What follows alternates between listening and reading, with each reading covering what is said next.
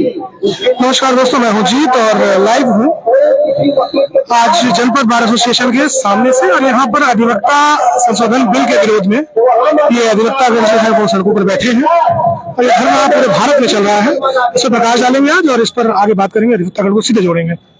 हमें दाखिल भी करना चाहिए, इसलिए हम हमेशा संघर्षरत रहेंगे। हम हमारे बीच जो है ये जनपद बार एसोसिएशन बस्ती पर धरना प्रारंभ हो चुका है और हमारे पदाधिकारी भी यहाँ पर उपस्थित है। क्या है पूरा मामला हम सीधे जोड़ेंगे, लेकिन पहले बता दें कि अधिवक्ता संशोधन बिल का विरोध संपूर्ण भारत में हो रहा है। क्या है ये बिल और विरोध का स्तर इतना बड़ा क्यों है, इस पर हम सीधे जोड़ेंगे अधिवक्ता गण से। जी रविशंकर शुक्ल, क्या पूरा प्रकरण है और ये पूरा का पूरा मुद्दा इतना अचानक से कैसे हाईलाइट हुआ, इस पर जरा प्रकाश डालिए। देखिए, जो भी सरकार में होते हैं वह कुछ न कुछ अपने मन की करना चाहते हैं। किसी कोने से अगर उनके ऊपर कोई भी दबाव पड़ता है कि यहाँ हमको परेशानी हो रही है, तो अधिवक्ताओं से वर्तमान सरकार को परेशानी हो रही है। हम लोग हाई कोर्ट, सुप्रीम कोर्ट में उनके खिलाफ मुकदमे दाखिल करते हैं, आवाज बुलंद करते हैं। तो इसलिए उन्होंने इसको दबाने का प्रयास किया कि अधिवक्ता अगर दबा रहेगा तो वो बोल नहीं पाएगा। विद्रोह हर सरकार दबाती है, अपने खिलाफ किसी को बोलने का हक नहीं देती है, जबकि संविधान में हमें बोलने का पूरा हक दिया गया है। तो इसलिए सरकार ने एक कानून लाया है कि अगर हम बोलते हैं, मुकदमा हार जाते हैं, कोई काम होता है तो उस पर 3 साल सजा, 3 लाख इकट्ठा नहीं कर पाए होंगे। अच्छा, आप अगर कोई मुकदमा लड़ते हैं, हार जाते हैं, 3 लाख रुपए 3 लाख देना है। अच्छा, तो देंगे 3 लाख आप? 3 लाख जुर्माना हम देंगे। अच्छा, अब ये जुर्माना जो हड़पने वाली अंग्रेजों की नीति थी, सरकार ही हड़पती है। जैसे 3000 करोड़ हम लोगों का अधिवक्ता कल्याण जमा है, उससे हमारी सरकार चल रही है, राज्य सरकार, केंद्र सरकार। ऐसे हमारे ही जुर्माना से उनकी सरकार चलेगी। तो उनकी मंशा है कि ये हमको क्रीमी लेयर में डाल रखे हैं। हम सरकार के हर सुविधा से वंचित हैं। डॉक्टर, वकील, इंजीनियर ही इनको 3 क्रीमी लेयर लगते हैं, अडानी नहीं लगते क्रीमी लेयर। तो ये हमारे खिलाफ कानून बनाए हुए हैं, हमको दबाना चाहते हैं। तो हमको दबाने के लिए यह कानून बनाया गया है। इसको जब तक वापस नहीं लिया जाएगा तब तक हम लोग आंदोलनरत रहेंगे। कल बलिया में पूरे प्रदेश का एक सम्मेलन हो रहा है, वहां से दिशा और दशा हम तय करेंगे कि प्रदेश में किस तरह से आंदोलन चलाया जाए। अभी तो हमने रजिस्ट्री दफ्तर, ट्रेजरी दफ्तर या कचहरी या सड़क लोकल में जाम लगाया हुआ है। पूरे प्रदेश में यह आंदोलन और तेज करना होगा। मैं वो मुख्य बिंदु जानना चाहता हूँ कि जिस बिंदुओं को लेकर आप धरने पर बैठे हैं यहाँ पर, यही मुख्य बिंदु है कि कानून बना रहे हैं। हमारे ऊपर अगर कहीं कोई कोने से एक मुकदमा हो जाता तो हमें वकालत से डिबार कर देंगे। अच्छा, हर मुकदमे में 2 पार्टी होते हैं, अगर एक पार्टी हार गई तो हारने वाले वकील के ऊपर जुर्माना लगेगा। हाकिम अगर नहीं बैठते हैं तो उनके ऊपर कोई जुर्माना नहीं लगेगा। हाकिम अगर गलत फैसला करते हैं तो उनके ऊपर कोई जुर्माना नहीं लगेगा। और बार बार घूस लेकर के अगर बार बार फैसला पलटते हैं तब भी कोई कार्यवाही नहीं होगी। यानी कि जो आज के पहले स्ट्रक्चर चल रहा था वो स्ट्रक्चर कानून भी बदल दिया गया है। अच्छा, मैं जोड़ूंगा, और भी लोग हैं यहाँ पर। क्या ये दमनकारी नीति जो सरकार की चल रही है, इस पर क्या कहेंगे, किस तरह से देखते हैं इस पूरी व्यवस्था को आप? देखिए, ऐसा है कि हमारी जो बार काउंसिल ऑफ इंडिया है या bar council of Uttar Pradesh है, यह एक ऑटोनमस बॉडी है। इसमें आज तक 1961 का जो अधिवक्ता एक्ट है, एडवोकेट एक्ट है, आज तक उसमें सरकार के किसी मेंबर का कोई दखल नहीं था। यह जो ड्राफ्टिंग है आपकी प्रपोज जो अमेंडमेंट आया है, इसमें 3 मेंबर जो है केंद्र सरकार के रहेंगे हमारी बीच में। अचानक से सरकार को क्या जरूरत पड़ गई आपके बीच में प्रवेश कराने की उनको? अब देखें, अचानक से आज 64 साल का एक्ट हमारा पुराना है, ऐसी कौन सी परिस्थिति आ गई, ऐसी कौन सी बदलाव आ गई, यही नहीं समझ में आ रहा है। आपने BNS लगाया, आपने तमाम एक्ट लाए, नए एक्ट। सवाल यह है, एक्ट बदलने से क्या ये समाज में कोई दुरुस्ती हो सकती है? नहीं, अभी आपसे जो है 3 लाख रुपए जो वसूली की मांग की जा रही है, इसको किस तरह से देखते हैं? अब तक तो कोई ऐसी बात थी नहीं। ऐसा है कि यह तो बहुत ही दमनकारी नीति है सरकार की कि 3 लाख रुपए अगर मान लीजिए वादकारी ने कोई शिकायत कर दिया हमारे अगेंस्ट में, तो हमसे 3 लाख रुपए की जो जुर्माने की राशि जो है वो जमा कराई जाएगी।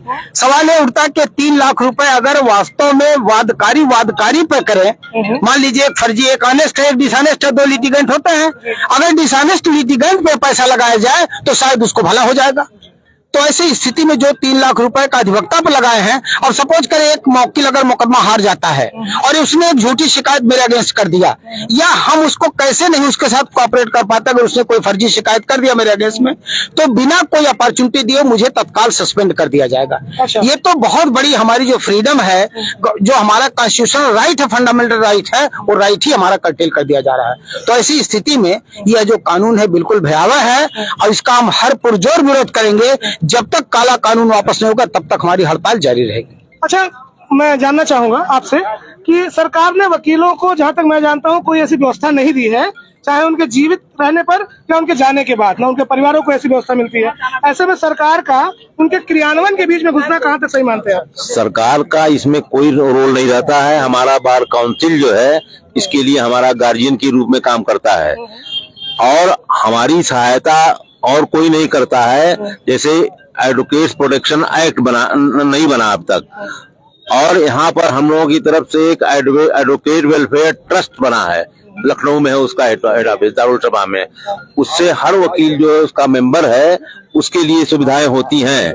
उसकी जो 5 साल का एक टर्म मानते हैं, इस तरह से करके उसको योगदान मिलेगा उसको। लेकिन सरकार की तरफ से हम लोगों के ऊपर कोई भी का नाम है वो नहीं है, कोई उनकी बेनिफिट नहीं दिया जा रहा है। हम सेल्फ एम्प्लॉयड हैं, सरकार के ऊपर बर्डन नहीं है। हम आज भी यहाँ बैठ करके अपने प्रोफेशन को आगे बढ़ाते हैं, इसमें सरकार का कोई योगदान नहीं होता है। मेरे वैल्यूएबल क्लाइंट्स जो हैं यही हमारे कानून लिए सब कुछ है, और सरकार इसको ध्यान नहीं देती है। सरकार, जैसे हमारा अभी हमारे लायक दोस्त ने कहा कि 3 लाख रुपया जो हारने या जीतने वाले में हारने वाले को देना पड़ेगा, वो हारने वालों को पैसा नहीं मिलेगा, वो सरकार ले लेगी 3 लाख। अच्छा, वो जो पैसा देना है 3 लाख रुपए सरकार के खाते में जाएगा? सरकार के खाते में जाएगी, और यह करोड़ों की राशि का नाम है, हो जाएगा पूरे हिंदुस्तान में। एडवोकेट्स एक्ट में ये पूरे इंडिया का कानून है ये। तो एडवोकेट्स एक्ट में यह पैसा जो अमेंडमेंट कर रहे हैं, इसका एक जो कई पॉइंट्स हैं, कहते हैं कि लॉ फर्म यहाँ पर करना आएंगी, बाहर से लोग आएंगे, वो विदेशी लॉ फर्म, विदेशी लोग आएंगे यहाँ पर, और वो अब हम ये लॉ फर्म यहाँ पर इस्टेब्लिश करेंगे। मतलब क्लाइंट को हमारी जरूरत नहीं पड़ेगी, फिर उनके पास जाएंगे और उससे एक अच्छा खासा मोटा रकम लिया जाएगा, और तब उसके बाद से मुकदमेबाजी का ना हो पाएगी। युवा वकील लोग भी हमारे सामने हैं। आप लोगों ने कैरियर के तौर पे वकालत चुनी थी जी। आज देखिए आपके जो सीनियर्स हैं उनको सड़क पर अपने अधिकारों के लिए बैठना पड़ा है जी। कहीं गलती तो नहीं हो गई ये पेशा चुन के? नहीं, कोई गलती नहीं हुई है। ये सरकार ये स्थिति ले आई है कि अधिकारी काम नहीं कर रहा है।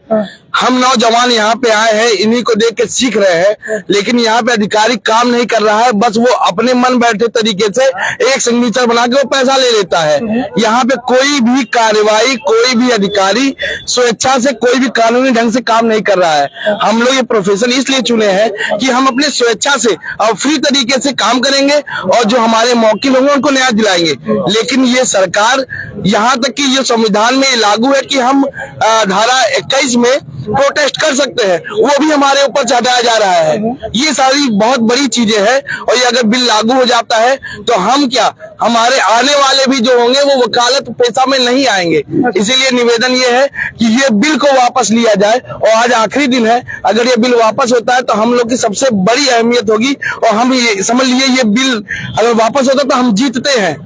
किस तरह से देखते हैं? देखिए, जो अमेंडमेंट लाया जा रहा है अधिवक्ता अधिनियम में, वो पहला अमेंडमेंट तो ये है कि अधिवक्ता और मुवक्किल के बीच जो संबंध था वो उपभोक्ता का संबंध बनाया जा रहा है। मतलब क्लाइंट जो होगा वो हमारा कंज्यूमर की तरह आपसे बिहेव करेगा, वो कंज्यूमर होगा लिखा पढ़ी में कानूनन। और अगर हमारी तरफ से कहीं कोई चूक होती है तो वह हमसे हर्जाना पाने का अधिकारी होगा। अच्छा। और वह चूक माना जाएगा कि अगर उसका वांछित फैसला उसे नहीं मिलता है तो माना जाएगा कि मेरी चूक है। तो जाहिर सी बात है फैसला हम लोग नहीं लिखते हैं, हम लोग केवल प्लीडिंग करते हैं और क्लाइंट की बताई हुई बात को कानूनी फ्रेम में कोर्ट के सामने रखते हैं। अच्छा। अब फैसला कोर्ट करती है और फैसला एक ही करेगी कोर्ट, दोनों तरफ से वकील रहते हैं, किसी न किसी वकील के खिलाफ होगा। तो जाहिर सी बात है कि हर स्थिति में वो स्थिति होगी कि तरबूजा और चाकू की बात, अगर चाकू को तरबूजे गिरा जाए तो कट जाएगा और तरबूजे को चाकू पर गिरा जाए तो भी। तो आपकी स्थिति जो है बहुत दुरूह है। इस समय मैं और भी लोगों को जोड़ूंगा, यहाँ पर हमारे बीच उपस्थित है। क्या देखते हैं एक एक करके सबका नंबर आ रहा है, चाहे वो शिक्षक हो, लेखपाल हो, अब नंबर आया है वकीलों का। क्या कहेंगे, पूरी व्यवस्था से आप किस तरह से रूबरू हुए हैं?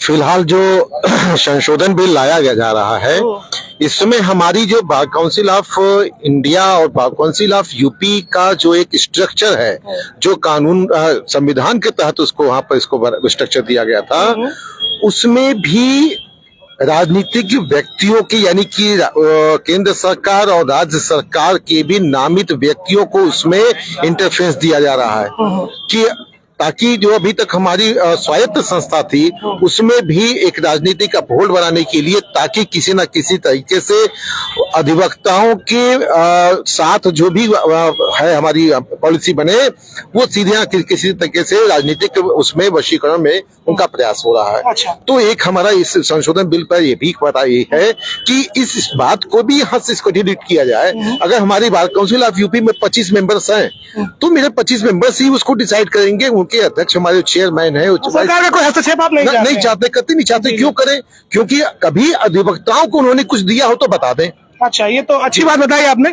आपसे मेरा एक प्रश्न था, वकीलों के पास कोई सरकारी फंड नहीं है, कोई सैलरी नहीं है, किसी प्रकार का कोई भी अनुदान नहीं है। नहीं है। ऐसे में आप सड़क पर बैठे हुए हैं जी। आपकी आजीविका कैसे चलेगी? अब सरकार हमारी आजीविका, हम लोग की आजीविका छीन ली है और गुलाम बनाने का प्रयास कर रही है। अधिवक्ता नियमावली में संशोधन कर हम अधिवक्ताओं को गुलाम बनाने का प्रयास कर रही है। अच्छा। सारे संगठनों को हैक कर लिया, न्यायपालिका हुआ या निर्वाचन आयोग हुआ, सारे सरकार के अंडर में। ये माना जाए किसी ने पेट पे लात मारने का प्रयास कर रही है सरकार। सरकार हम अधिवक्ताओं को पेट पे लाता है। ये अधिवक्तागण थे और इन्होंने अपनी समस्याएं आपके सामने रखी, इनका दर्द भी आपके सामने रखा गया। आज सरकार ने अधिवक्ता बिल लाके इनके सामने सीधे इनके पेट पे बात लेकर आ गई है और ये सभी लोग यहाँ पर एकत्रित इसलिए हुए हैं कि इस बिल के संशोधन में रोक लगाई जाए। इस पूरे मुद्दे पर अगले अपडेट के साथ मैं जल्द जुड़ूंगा, तब तक के लिए नमस्कार।